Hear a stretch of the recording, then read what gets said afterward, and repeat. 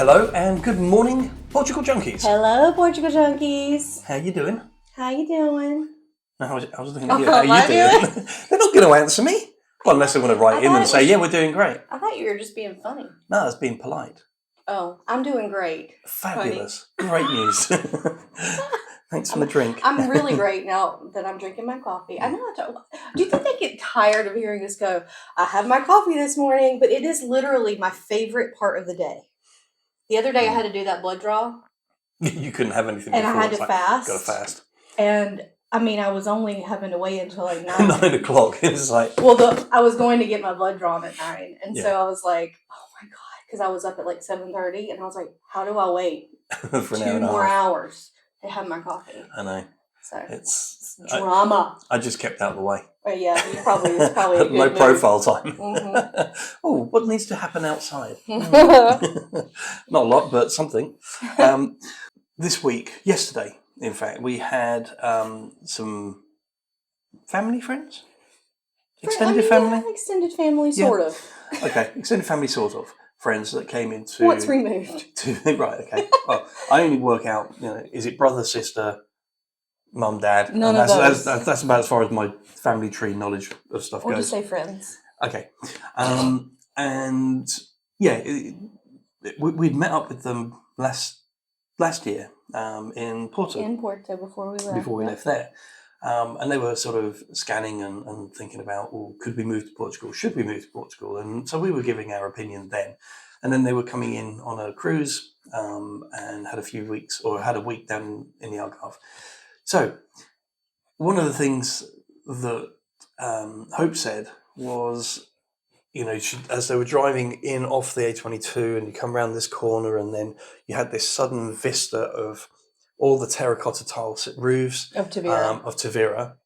And just in the distance, you could see through all of this, and you could plain as daylight see that the sea was there, and it was just this.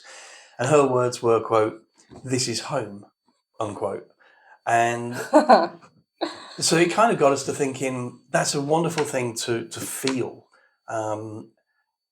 such that this one moment gives everything more sense. Yeah, I think what you're going to be doing. She was like, God, like basically it blew my mind. Like, it's like this wow moment. And so it got us thinking of, that's great that blew her mind. And, that was the first time that she'd driven around that corner and saw that view. Yeah. But what do we still believe and feel wholeheartedly that blows our mind as to, this is not going to be the first time we've turned this corner, or this is not going to be the first time we've eaten this, whatever.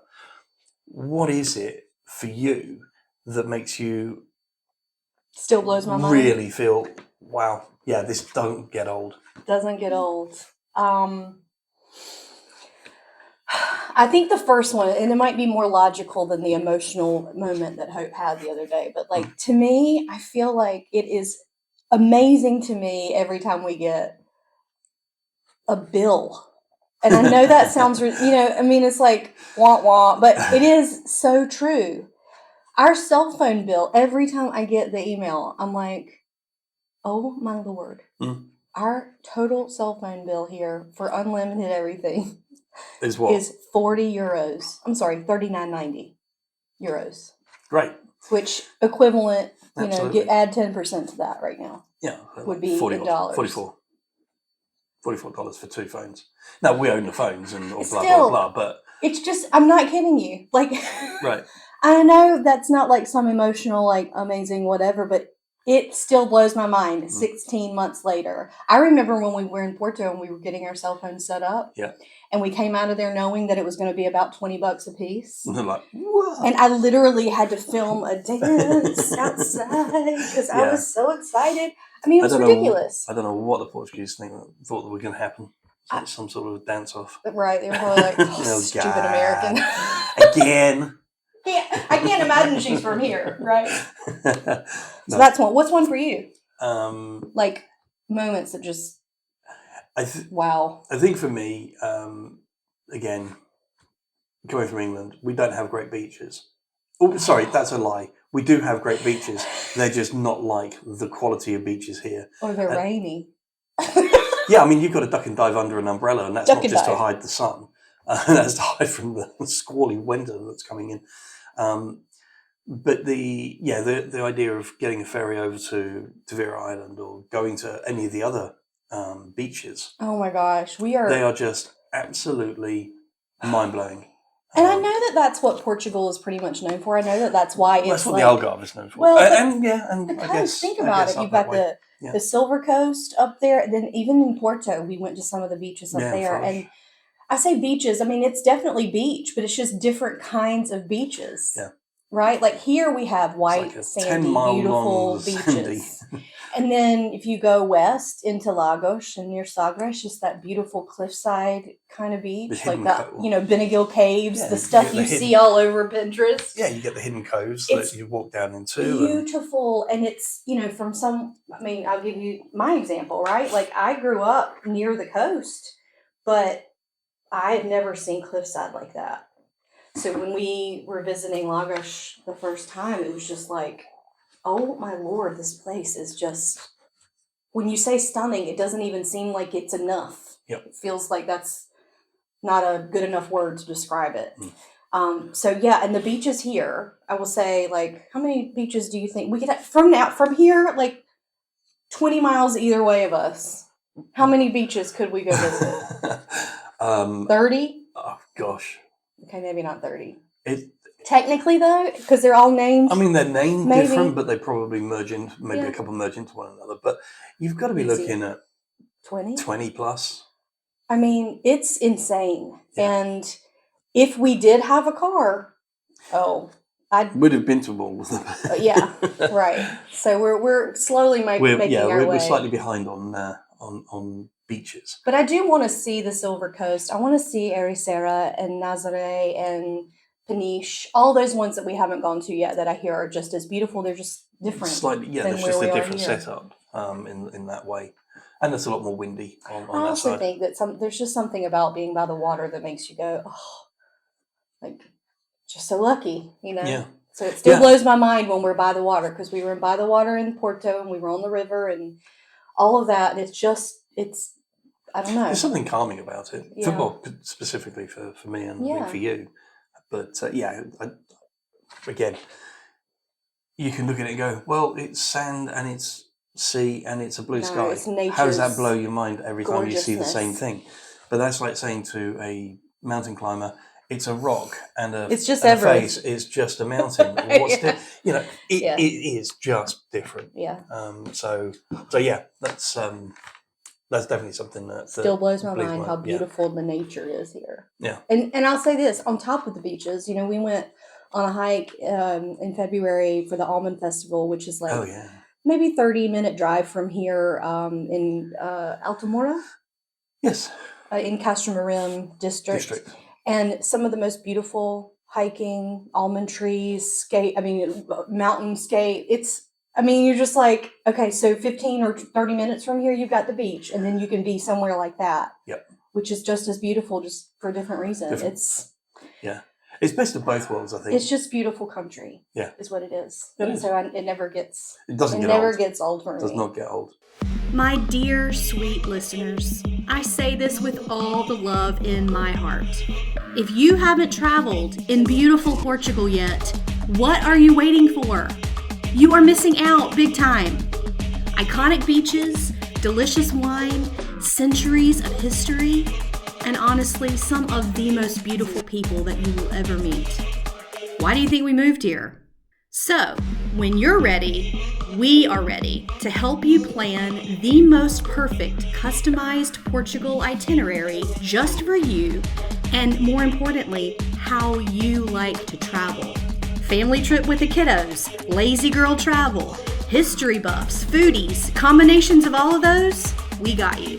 After exploring Portugal since 2022 and then immigrating here, we're really excited to build travel plans for you that help you see this gorgeous, special place by understanding the way that you like to travel. Book a free call with us right now on our Stan store at stan.store/Portugal Junkies, and we'll talk through your ideal trip and start planning your customized Portugal itinerary. You'll even get your final itinerary on an app to use during your trip for easy access right on your phone while you're here. Remember, adventure is a verb, y'all. We're excited to help you plan yours. I think another one for me is when we go into a new place, and you try and find out what is this town or this city, but mostly what is this town about, and you sort of walk along the cobblestones around the back area of the old towns and things like that, and you see all of the history to each of these towns, and they may be of the same age of like when they were built, or more or less, but the actual character, the Make them the different. beauty of each old town. Yes. I'm finding it difficult to describe, but there's just this never gets old about seeing some of this history. Well, I would say what you're probably trying to say is about the old town itself of each. That's the thing. When you're traveling in Portugal, the number one thing I would tell you to do is any little town that you're going into, find the oldest part of town. And oftentimes they call it Old Town. Or on the map, it will be shaded. And it's yellowish. like right. And so we've been doing this along the Algarve, these little fishing towns or the bigger towns along the Algarve. And each one does have its own personality, but the old town part it reminds you of where you are. A, you're in Europe, and B, you are in old Europe. Mm-hmm. And I don't think I'll ever get. Yeah. And honestly, my mind is always going to be blown about that. Yeah, honestly, if you go further inland or, to some of the older places of Evora and Coimbra and things like that, you're going to get a lot more in-depth historical history around every corner. Is bucket list still for us. I mean, there's so many places that we haven't seen that are more. What's the word I'm looking for? It's like the old medieval type. Yeah. Spaces. Óbidos. Yep. Tomar. Yep. That I've only seen pictures so far, but and people rave about. Like, oh yes, we've got to do that. Yeah.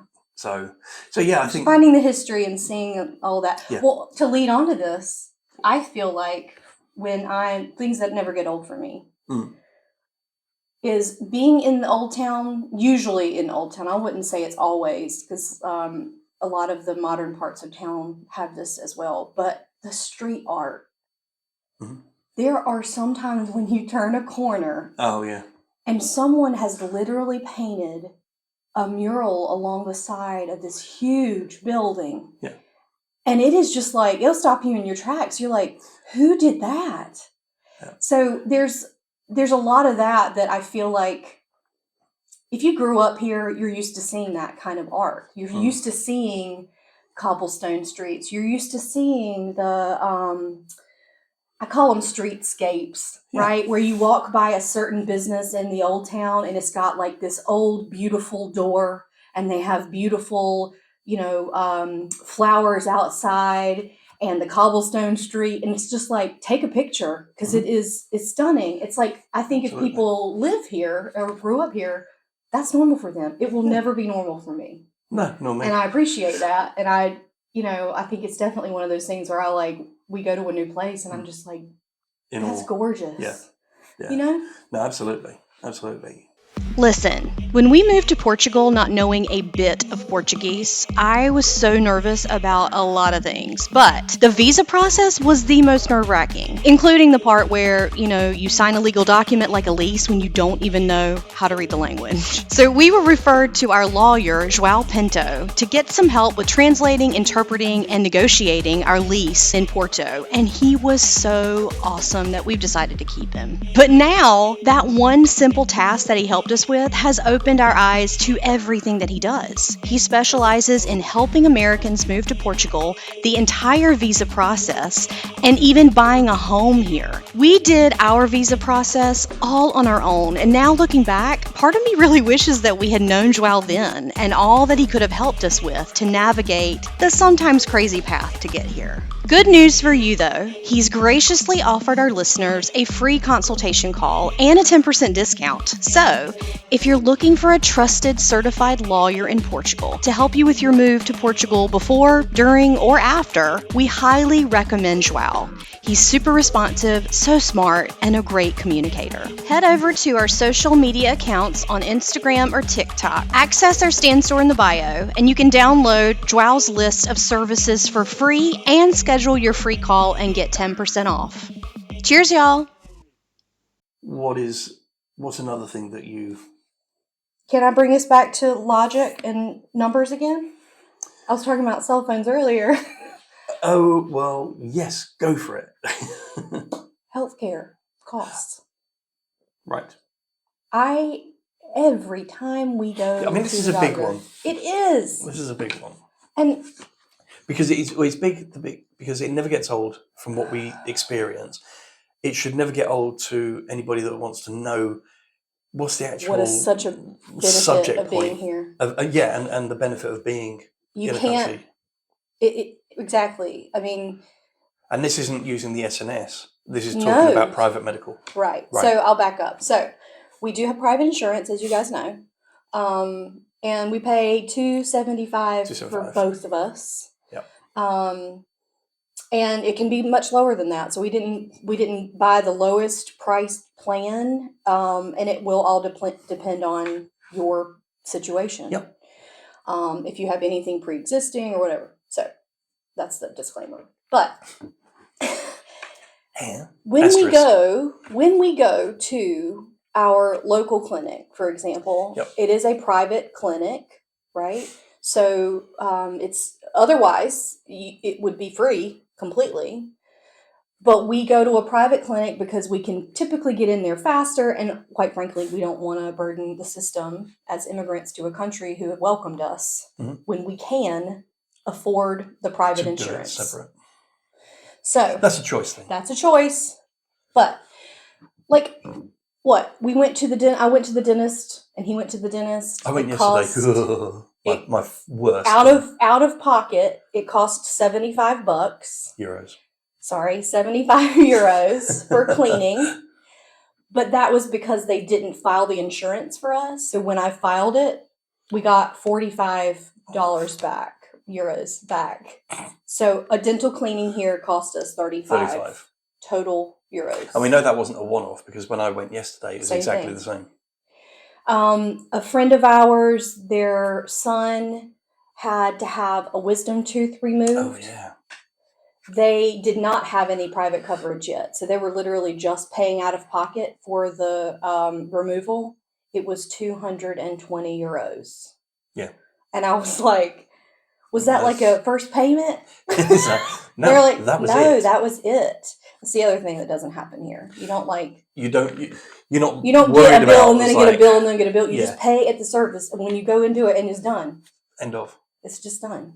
And also, if you want to know beforehand how much is this going to cost me, they'll give you the price. They have to give you the price of what it is. Yes. Yeah. So it's not like And they know for sure what it is, the Yeah, price. there's not not- like in US. Oh, it could be between this and that. Right. It's if you see this doctor, it's that. If you see that doctor, it's this type thing. When we went to Lisbon in January, from here, we had just moved recently, and I needed to go get a basal cell carcinoma excision, basically. Mhm. And because down here they don't file the insurance for you for dermatology, that's all. We would have had to pay up front and then get reimbursed, like I just explained. Mhm. So we decided to go to Lisbon to a surgeon there who does file the insurance. Do you Yes. know how much we paid? No. I mean, Well, I do. I think it was like 24 euros. Yeah. For the surgery. Yeah. So I've given enough examples. This will never stop blowing my mind. Right. And I think it's because I'm an American and because the health insurance and medical situation in the U.S. is so awful and ridiculous, Yep. and it doesn't put customers and clients and patients first. And here it doesn't feel that way, and it feels like your accessibility to most everything is here. Yeah. Like we've never run into a situation where we didn't have a certain med, or you might have to travel to Lisbon to find a specialty specific doctor surgeon. or you want to consult with somebody on a second opinion or something. But people travel all the time for medical care in the States too. So it's perspective, and it will never get old to me. I will gladly pay my 275 euros of private insurance every month and know that I'm not like risking our financial future if I don't. Yeah, if something were to go. So I gladly do that. Yeah. It's just amazing to me, and I will forever be thankful. And to me, it's one of the biggest benefits of moving here. And it's like I think I was saying to Hope, it was like, I would rather get cancer here. Yeah, if you're going to do it. I mean, if you want to be straight up, like, you're better off be diagnosed with something like that here. For sure. Because it's not going to financially break you in your last years of your life. Like, that's just, we're going down a rabbit hole. That's the royal way. Is my soapbox, but it is something that continues to blow my mind. Yeah. I don't know if it will ever get old. Yeah. Or I'll ever get really used to it. No, and I don't think you should. Yeah, we should always be very aware and very, I don't know, what's the word, fortunate that we've put ourselves in this situation, this position. Yeah, that we chose it, and it's a huge benefit. Yeah, yeah. Huge benefit. And what I was going to say is, I mean, there's a lot more. So I'm going to bring one last thing up, and then we'll do a part two. Okay, because we got plenty more to talk about. And also things that still blow our mind. I need a new cup of coffee. Okay. So the one, again, keeping back on cost, Uber for me. And I'll give you a specific example. For instance, if I wanted to go, when I went from here from Tavira to Faro Airport the other week, when I flew back to the UK, it cost me 26 euros. 26, and 27 that's about euros. A 30-minute drive. Oh, yeah, it's a 35-minute drive. Okay, so that cost me 26 euros. When I went to the UK and I had to get an Uber from hospital to my mum's house, which was probably 8 miles, it cost me £32. You didn't tell me that. Oh my God. I was embarrassed. But it cost me 32 quid. Oh my. And I knew it was going to be more expensive. I couldn't find a taxi. That was the problem. It was late at night, and you go with what you got. Yeah. And it was piddling down with rain, and I thought, screw it. I can't believe it was raining in the UK. Go figure. But yeah, that versus that. And so whenever we start, as I've said in previous episodes, and we both have, about a car, don't really want one, because you'd have to use Uber to such an extravagant extent to make it anywhere near the cost of buying a car, fueling it, covering it, insurance, all of that stuff. So it always like, wow, that's a good price. Conversely, when we have to have Charlotte with us, and it's the pet Uber, and we're going from the same place to the same place, but with pet Uber, instead of it being $4.26, it's now $5.89. It's like, what the hell? Oh, she's expensive. She ain't coming. There's that as well. She ain't coming. She's not coming. She doesn't earn her keep here anyway. So it's not like she does in snuggles and loves. Oh, okay. Give me a break. Fair point. But yeah, so that's yeah. I think Uber will continue to blow my mind here. Yeah, and we haven't even used Bolt, and we're told Bolt is a little bit cheaper, and they probably both run the same. Yeah, it'd be the same people. By the way, we get to know our Uber drivers because yeah. For obvious reasons. Here comes Tiago. Oh, here comes Rui. Okay. Okay. And he probably knows where we're going. Well, he should do. Yeah, by now. Uber. So, so I thought that might be a good place just to stop on there, and then we'll come back for part 2. And we'll go part 2. Done. Yeah. Cheers, y'all. Cheers. Speak to you in a bit. Listen up, future expats. For more content about our move, the visa process, Portuguese culture and destinations, and tons of support resources for your own decisions and potential move abroad, follow us at Substack, TikTok, and Instagram at Portugal Junkies. Stay in touch and help us reach more people by subscribing here and following us there. Cheers, y'all!